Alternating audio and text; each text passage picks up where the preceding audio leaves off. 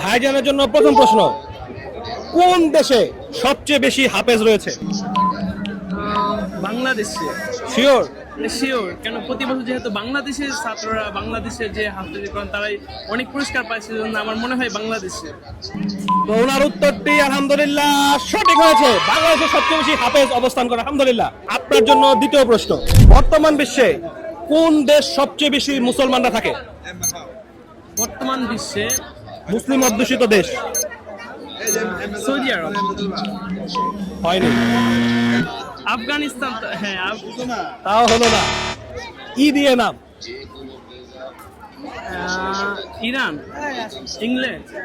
England তো আর মুসলিম country না। আলহামদুলিল্লাহ, আমরা বলে দিচ্ছি উত্তরটা হবে ইন্দোনেশিয়া। সবচেয়ে বেশি মুসলিম অধ্যুষিত দেশ হলো ইন্দোনেশিয়া। ভাইজানের জন্য লাস্ট প্রশ্ন, বিশ্বের সবচেয়ে বড় মসজিদ কোনটি এবং কোথায় অবস্থিত?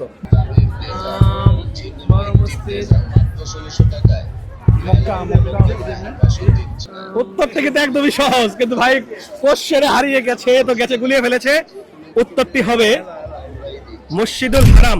মসজিদুল হারাম, যেটা মক্কায় অবস্থিত, যেখানে আমরা আমাদের পবিত্র কাবা। এই উত্তরটা কিন্তু একদমই সহজ ছিল, ভাই কনফিউশনে পড়ে গেছে। যাই হোক, তবু আলামিন হাউসের পক্ষ থেকে ভাইকে সুন্দর একটি গিফট।